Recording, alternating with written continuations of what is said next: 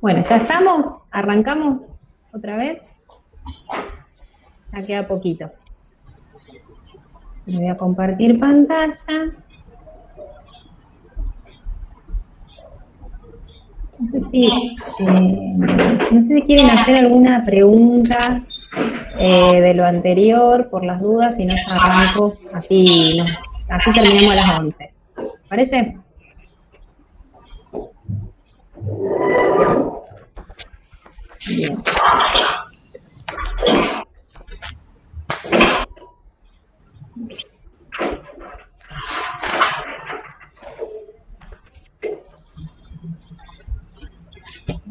Bien. ¿Compartimos acá? Bien. Estoy compartiendo. Voy a ocultar. ¿Ahí se ve? O sea, se va a ver chiquito, pero en realidad no quiero que se vean los números, sino que quiero que vean este esquemita del libro de Martín. Porque vamos a ver las relaciones. No vamos a hacer los ejercicios estos, porque son sencillos, es reemplazar las variables. Sí, por ahí lo que quiero que vean. Bueno, el libro de Julio Martín nos presenta este esquema de tamaño del sector público y gasto público y las relaciones fundamentales. Él lo piensa en un esquema sencillo. ¿Cómo? Ay, espérame un segundo porque no te puedo escuchar. Espérame, porque...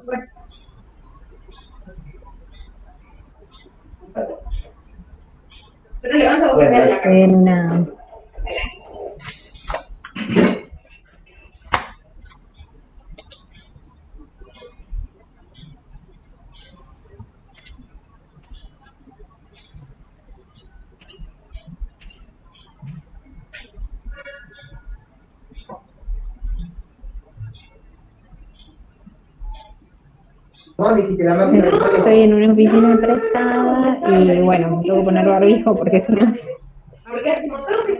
Micrófono abierto. Sí. Hay un barullo bárbaro. Ahí va, te pido disculpas. Pero bueno, trabajo en un hospital y bueno, siempre tengo que poner barbijo. Mientras voy buscando, me habían preguntado la página del cuadrito, ¿puede ser?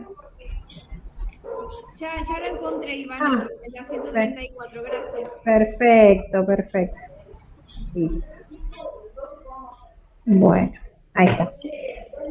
Bueno, ahí me lo voy a sacar otra vez. Ahí está. Bueno, yo les decía que trabajo en un hospital y estoy en una oficina prestada, porque en la mía hay mucha gente. Entonces, bueno, cuando estoy sola puedo estar sin, pero cuando viene alguien me lo tengo que poner. Bueno, les decía, retomemos. Tamaño del sector público y gasto público, relaciones fundamentales. Me gusta el cuadrito de Martín con los valores, las cifras que tiene, porque esto les va a servir para hacer los ejemplitos que él propone en el libro y para después poder hacer la práctica. Lo importante de esto, que ustedes tienen que saber, es que estos son índices de participación relativa del sector público en la economía. Hay muchos, acá tenemos 5 índices y lo que nos dice Martín es que hay que tener en cuenta cómo es la composición de las variables y si son variables entre sí homogéneas o no, para poder llevar a cabo estos índices, o sea, para que el índice sea fiel, digamos, de la representación del sector público en la economía, de la participación del sector público en la economía. Muchas veces se utilizan unos u otros índices con otra intencionalidad. Entonces, en el primer caso, en el primer índice, que es el monto del presupuesto público sobre el total del presupuesto total de la economía, nos dice que este índice no es representativo de la participación del sector público porque nos relaciona variables puramente financieras, como es el tamaño del presupuesto público, que es una variable financiera, y como lo es el presupuesto total de la economía, que también es otra variable financiera. Este índice en particular no nos dice nada de la producción total de la economía, de los bienes y servicios que se producen, que se exportan, no nos dice absolutamente nada. Entonces, como son variables puramente financieras, no nos está dando un indicador representativo del tamaño del sector público. El segundo índice, que es el monto del presupuesto público, también estamos con una variable financiera sobre el Producto Bruto Interno. Acá tenemos variables heterogéneas. ¿Qué tenemos? En el numerador una variable financiera y en el denominador una variable económica. Por ende, que se pueden calcular, pero no van a ser representativos del sector público de un país en una determinada economía. No es una representación fiel, concreta, correcta, digamos. El tercer índice, que es el valor bruto de la producción pública sobre el Producto Bruto Interno, tiene la particularidad de que no estamos hablando de cuestiones financieras en tanto numerador denominador, pero es erróneo comparar el valor bruto de producción que tiene los insumos incluidos con un valor agregado que excluye a los insumos. Entonces, en sí las variables, por más que sean, por más que no son financieras, no son homogéneas, porque en una variable tenemos que incluye los insumos y en la otra los excluye. Entonces tampoco va a ser representativo del sector público en la economía. Las que sí van a ser índices representativos son la 4 y la 5, que es el valor bruto de la producción pública sobre el producto total, el valor bruto de producción, y el producto bruto del sector público, o sea, lo que producen las empresas que están en el sector público, sobre el valor agregado bruto, sobre el Producto Bruto Interno. Estas sí son variables, ambas son económicas, tanto en numerador como en denominador, y tenemos que también son homogéneas. Entonces, sí son estimaciones que son representativas de lo que participa el sector público en la economía. Son reales, eso era lo que, en términos económicos, porque lo financiero también muchas veces se mide para poder decir el tamaño del sector público es de tal y es de tanto, pero teniendo en cuenta solo lo financiero, estamos descartando lo que sucede en la economía real. Por eso no es representativa, entre otras cosas.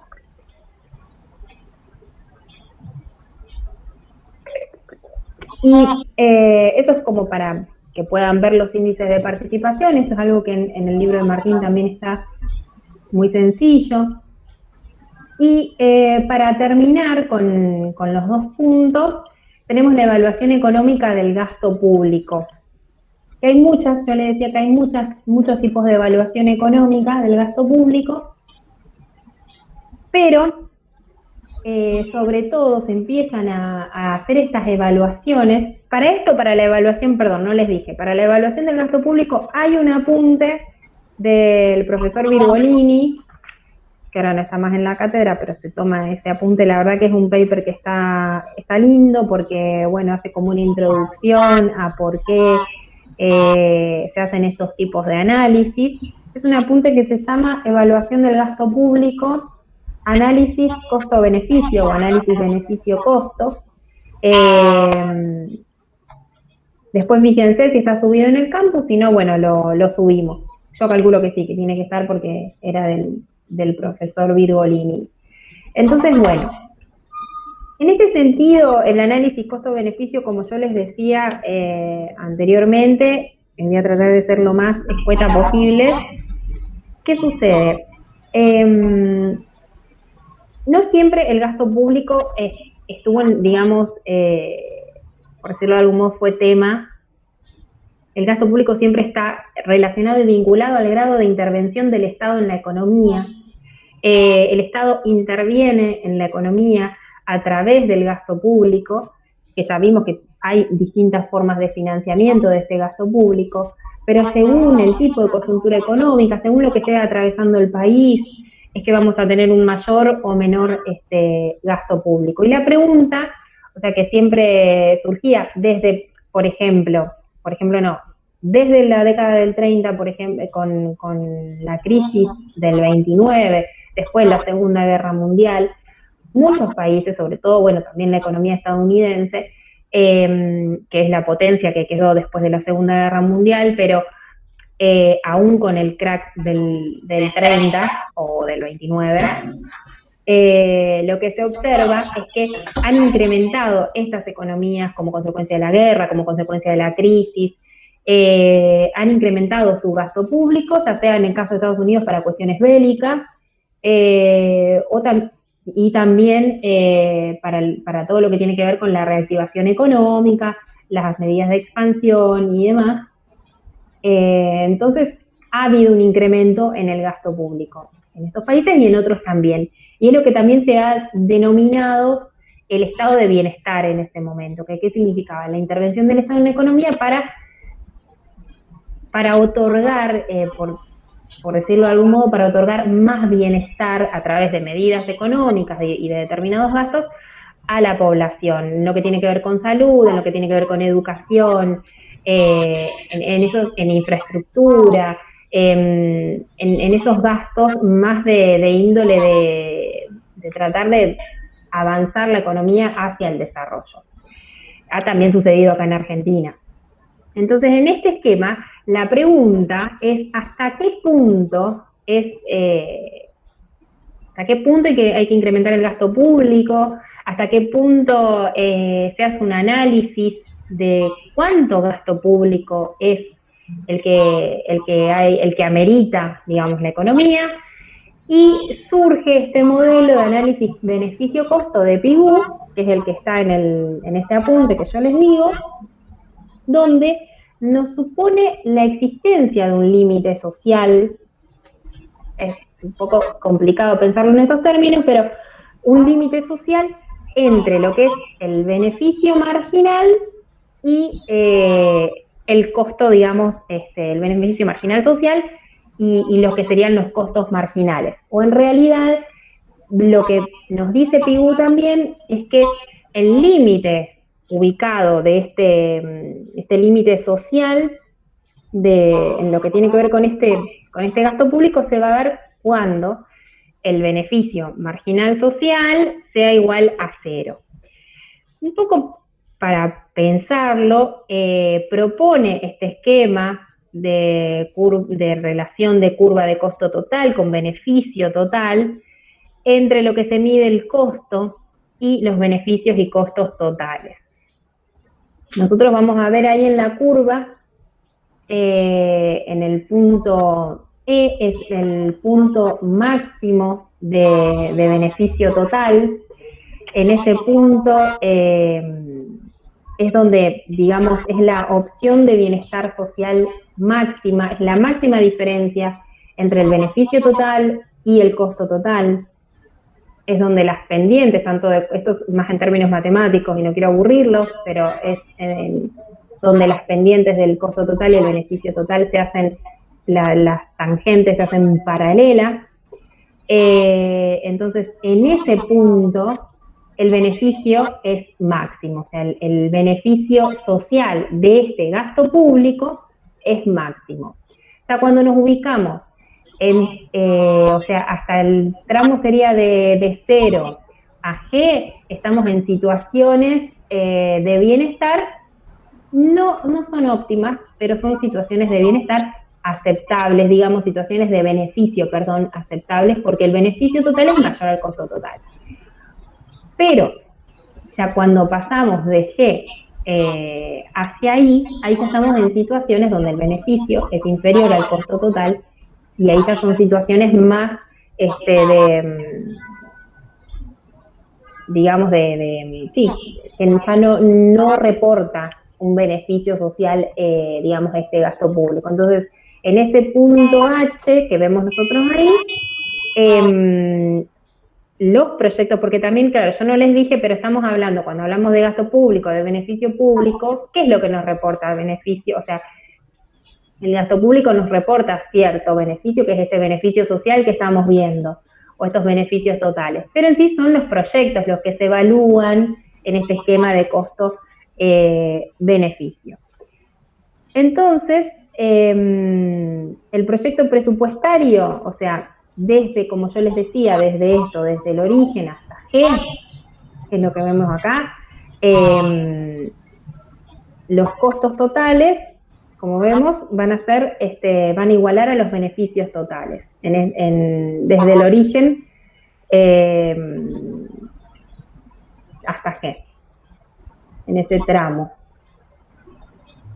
Después, la asignación óptima era, como yo les dije, en el máximo de la curva de beneficios totales, donde se verifica esta distancia máxima, y también la recta es tangente en este punto, tangente y paralela en ese punto F.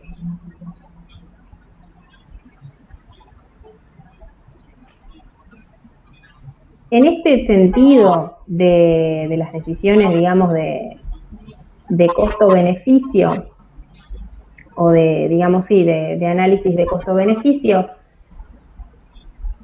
también está esa fórmula, que esa fórmula lo que nos dice es, digamos, como la ponderación de estos beneficios sociales. Es como una de las formas de ponderar los bienes sociales. ¿Y de qué manera? Nos dice que los beneficios sobre los costos va a ser igual a estos beneficios en el momento cero, el cociente entre beneficios y costos en el momento cero, más toda la sumatoria del valor actual de los beneficios ponderados por una tasa de interés en el periodo J, o sea, donde J van a ser los distintos periodos de tiempo, los distintos momentos. Por eso es como un valor actual, se toma el valor actual de toda la gama de beneficios y costos futuros, ponderados por esta tasa de interés o este rendimiento.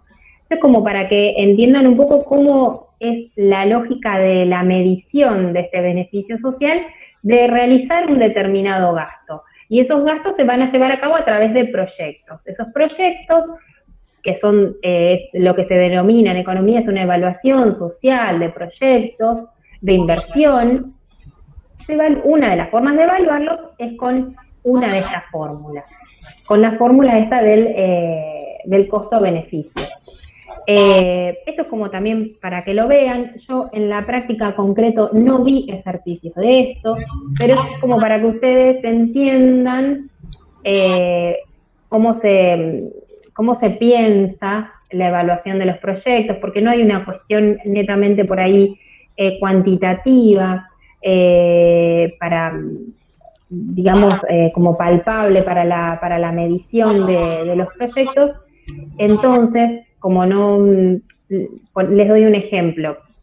Acá mismo en el hospital, cuando se piensa el costo de un paciente, cuánto le reporta en costo al hospital, nosotros no hacemos el cálculo en cuánto nos reporta en costos un paciente, una cama ocupada. ¿Por qué? Porque no solo se reduce a las cuestiones de suero, medicamentos, batas o lo que sea, o la misma atención, sino que también hay todo un trasfondo social de la persona que se está atendiendo en la institución. Hay todo un beneficio social para la comunidad de la existencia de un hospital, para que determinadas personas de un hospital público, para que las personas se atiendan, o para que, por ejemplo, el Hospital de Emergencias Clemente Álvarez es un hospital de tercer nivel de complejidad en cuanto a lo que tiene que ver con la alta complejidad, y hay toda una cuestión social de fondo de pensar,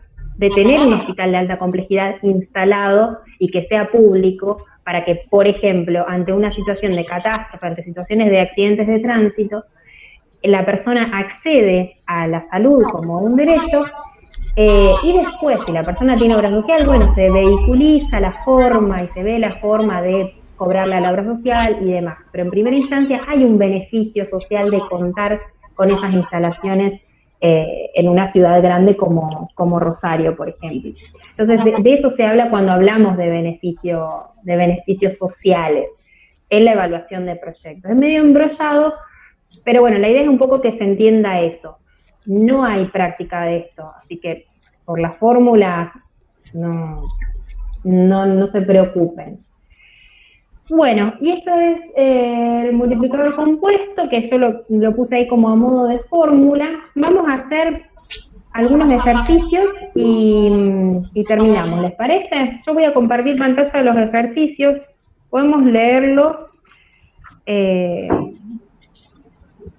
Vamos a ver 1 o 2, y ahora, mejor dicho, yo voy a dejar de compartir esto.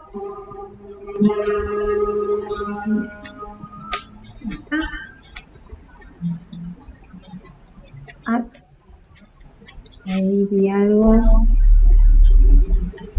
Sí, perdón, el tema de la asistencia. Los que se tienen que ir a las 11 vayan poniendo, vamos a quedarnos un ratito más, les pido disculpas, pero bueno, tengo que darlo a los ejercicios. Entiendo que se tienen que ir a las 11, si alguno se quiere quedar para los ejercicios, mejor. Voy a tratar, son re fáciles, o sea que vamos a hacer 1 o 2. Los que se tengan que ir, dejen la asistencia porque todavía no apliqué la extensión del Meet para poder tomar asistencia, así que si me dejan todas las asistencias en el chat, buenísimo, porque las copio y las pego.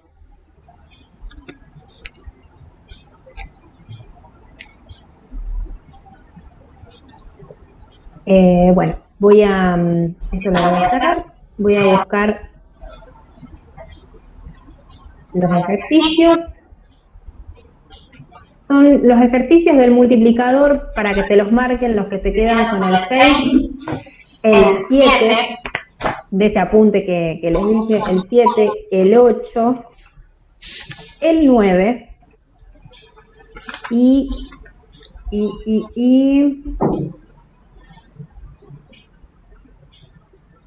me parece que el 14.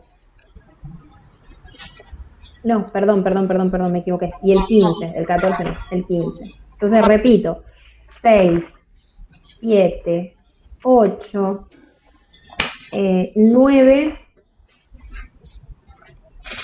y 15.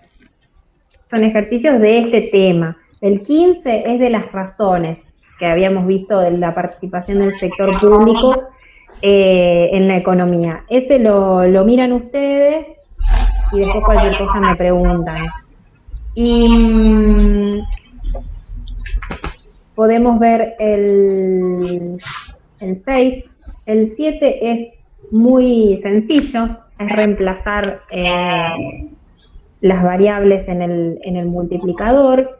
El gobierno nacional, por ejemplo, el 7 que dice el gobierno nacional de Kamchatka decide impulsar su ingreso nacional, que actualmente es de 4.250 millones de pesos, mediante un incremento del gasto público de 375 millones de pesos. La Dirección Nacional de Análisis de Investigaciones informa que, según estudios realizados oportunamente, la propensión al consumo, la propensión marginal al consumo es de 0,75. Entonces, sobre la base de esos datos, ustedes tienen que ir viendo si el gasto público exhaustivo financiado con incremento de impuestos, cómo es el gasto de transferencia financiado con emisión monetaria. Van a ir viendo cómo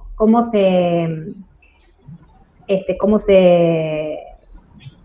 el comportamiento del multiplicador con estas, digamos, con esas variables. Es reemplazar en las fórmulas. Y después, bueno, cualquier cosita me preguntan por ese. Total, yo voy a estar en las otras clases, así que nos hacemos un huequito y me preguntan. Y vamos a ver el 6, que por ahí es el más...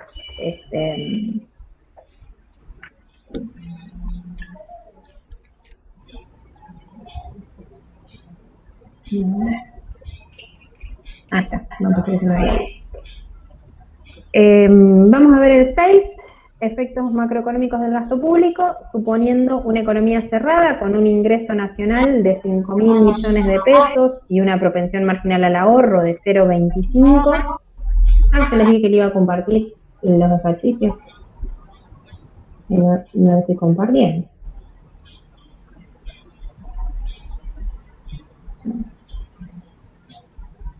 Compartir ¿Ahí los ven? Sí, profe. Bueno. Ahí. Bien, vamos al 6, que era el que me gustaría ver. Bueno, acá. Suponiendo una economía cerrada con un ingreso nacional de 5.000 millones de pesos y una propensión marginal al ahorro de 0,25, hay que analizar cuánto aumentaría el ingreso ante un aumento de un presupuesto equilibrado en 50 millones, distribuidos totalmente en planes sociales. El efecto inductor del crecimiento se considera despreciable. Tenga en cuenta que el aumento presupuestario se financiará totalmente con la creación de nuevos impuestos. Entonces, básicamente, acá lo que hacemos es nosotros tenemos una propensión marginal al ahorro de 0,25, el multiplicador, digamos, del gasto, digamos, lo que sería el multiplicador del gasto efectivo, no, porque este es de transferencia, pero este es de impuesto. El multiplicador del gasto de impuestos va a ser la propensión marginal, como ya habíamos visto en el otro Power, va a ser la propensión marginal al consumo sobre 1 menos la propensión marginal al consumo, que la propensión marginal, el 1 menos sobre el 1 menos la propensión marginal al consumo es la propensión marginal al ahorro de 0,25 que tenemos ahí. Entonces, eso nos va a dar 3. Y después tenemos el multiplicador de impuestos, que va a ser negativo. ¿Por qué es negativo? Porque el impuesto, como habíamos visto, contrae a la economía. O sea, en un punto, si bien es financiado con impuestos, hay que recordar que el impuesto tiene efecto contractivo sobre la economía. Entonces, se aplica lo mismo, nada más que es con signo negativo. Profe. Sí. ¿De dónde sacaste el 0,75? El 0,75 era lo que yo le decía. El 0,75 es la propensión marginal. Acá no está digamos, en la fórmula, no está la fórmula, pero es el 0,75 es la propensión marginal al consumo. Nosotros tenemos que acá nos da el dato, que es la propensión marginal al ahorro, es de 0,25. Entonces, la propensión marginal al consumo va a ser de 0,75, porque acá la fórmula es propensión marginal al consumo sobre 1 menos la propensión marginal al consumo. ¿Se entiende? Sí, gracias. Bien. Lo que les decía en el otro, en el multiplicador del impuesto, que va a ser de signo negativo, por esto de lo contractivo que es el impuesto, para en cuanto a los efectos del multiplicador. Entonces, teniendo que el multiplicador del gasto de transferencia es 3 y el multiplicador del impuesto es menos 3, aplicamos el incremento del gasto. Acá tenemos tenemos en cuánto aumentaría el ingreso ante un aumento del presupuesto equilibrado en 50 millones, tenemos un aumento del gasto en 50 millones, que se multiplica por el multiplicador del gasto de transferencias, más el incremento, como vemos acá, también por este efecto de los impuestos, por menos 3, y nos va a dar 0. Entonces, el impacto en el ingreso es nulo, porque el gasto efectuado es de transferencia. Lo que habíamos visto que en los gastos de transferencia, que son sin contrapartida y sin devolución, el impacto no es instantáneo, no vamos a tener un impacto en el ingreso inmediato. Entonces, el valor del multiplicador es menor en una unidad al gasto efectivo. Y además, el valor del multiplicador del impuesto, como nosotros vimos, el valor del multiplicador del impuesto nos dio, o sea, es el mismo que el del gasto de transferencia, nada más que obviamente en signo negativo, y el efecto expansivo del aumento del gasto con presupuesto equilibrado en este caso va a ser nulo. ¿Por qué? Porque esto sale, nosotros tenemos que el incremento del ingreso, ¿cómo se da? por un incremento del gasto de transferencias, más un incremento del gasto financiado a través de los impuestos, multiplicado cada uno por su correspondiente multiplicador. Y eso nos da 0. Entonces eso nos da la pauta de esto, de que en este caso el efecto expansivo del aumento del gasto, en este caso va a ser nulo. ¿Por qué? Porque ambos multiplicadores dieron iguales, en este caso, en este ejemplo. Cuando lo hagan nuevamente, repasen todo lo que tiene que ver con los gastos de transferencia, los gastos efectivos, que el multiplicador tiene distintos comportamientos. ¿Se entendió más o menos? Profe, yo no entendí de dónde sale el 3 y el menos 3. ¿Me podría volver a explicar? El 3 y el menos 3 son los múltiplos. Claro, no están las... Yo tendría que haber hecho una hojita aparte. Yo agarré nomás este. El 3 y el menos 3 son los multiplicadores. Uno es el multiplicador del gasto de transferencia y el otro es el multiplicador del gasto de impuestos.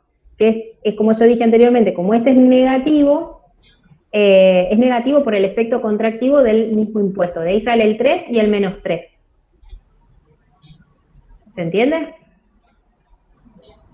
Son los multiplicadores. Sí. Esta es el 0,75, como dije anteriormente, es la propensión marginal al consumo, sobre 1 menos la propensión marginal al consumo, o lo que sería lo mismo, la propensión marginal al consumo sobre la propensión marginal al ahorro.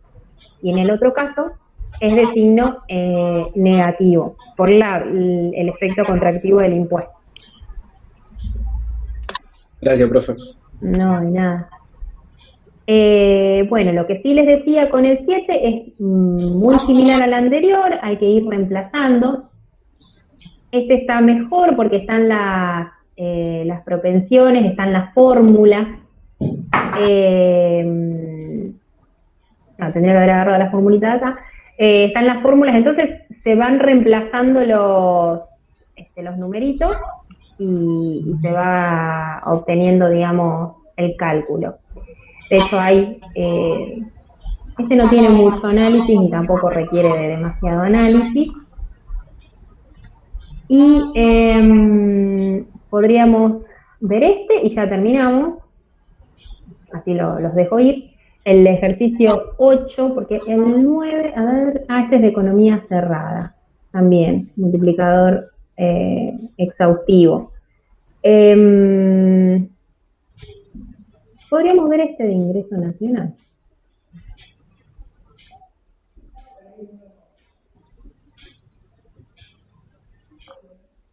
Es exactamente lo mismo.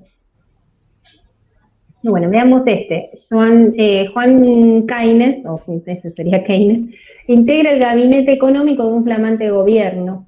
Se discute en una reunión de dicho gabinete la aplicación de una política fiscal destinada a incrementar el ingreso nacional mediante un aumento del gasto público. El asesor Keynes sostiene que es más beneficioso que dicho gasto se canalice en la construcción de una obra pública que en un subsidio a los jefes de hogar desocupados. Esta última postura es sostenida por otros funcionarios del gabinete. ¿Puede usted ayudar a Keynes a fundamentar las razones que le permitan sostener dicha afirmación? Y comente brevemente. Es correcta, dice acá, la posición del asesor Keynes debido a que el gasto público adicional que propugna el gasto efectivo exhaustivo y por lo tanto el efecto expansivo sobre el ingreso está determinado por su efecto multiplicador. Nosotros tenemos ahí que el multiplicador del gasto exhaustivo es 1 sobre la propensión marginal al ahorro. Y dice que los otros asesores están equivocados, no pueden invocar razones de reactivación productiva para fundar su aumento de gastos de transferencia, habida cuenta que el multiplicador de este gasto es la propensión marginal al consumo sobre la propensión marginal al ahorro. O sea que tenemos una reactivación más lenta, que es lo que vimos anteriormente. Este último multiplicador, el del gasto de transferencia, es menor, o sea, se ve a simple vista que es menor al otro multiplicador en una unidad. Acá hace bien la demostración del aumento del ingreso, va a ser igual al aumento del gasto. En este caso, del aumento del gasto por el multiplicador del gasto de transferencia, menos un incremento del gasto por el multiplicador del gasto exhaustivo, y esto, haciendo después factor común y aplicando cuestiones, digamos, matemáticas, nos queda que el incremento en el gasto nos va a quedar multiplicado por 1.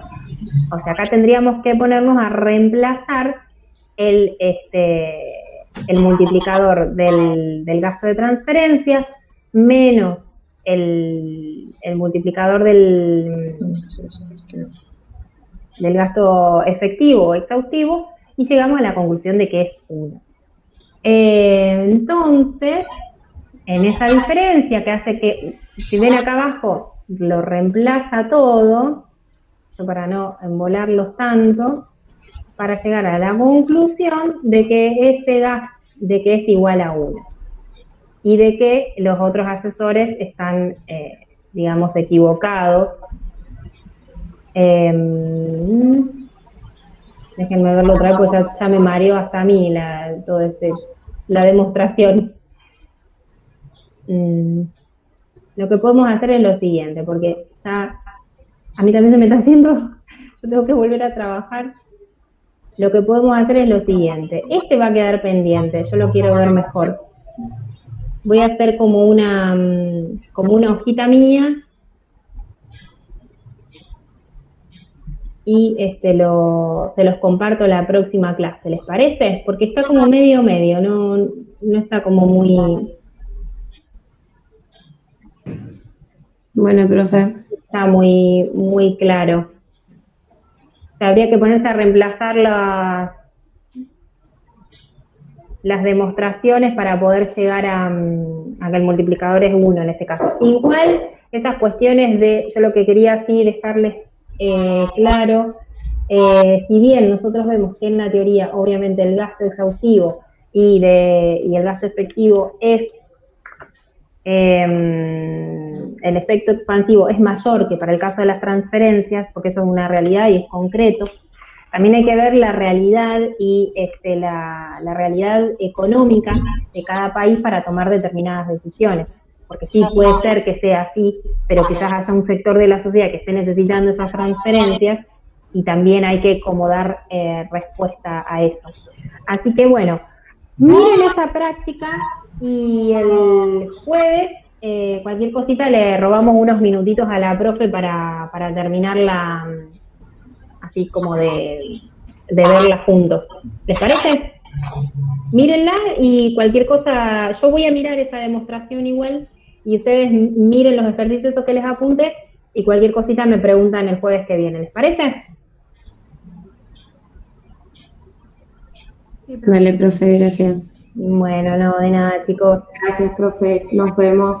Nos vemos. Gracias, profe, nos vemos. Nos vemos. Chau, chau.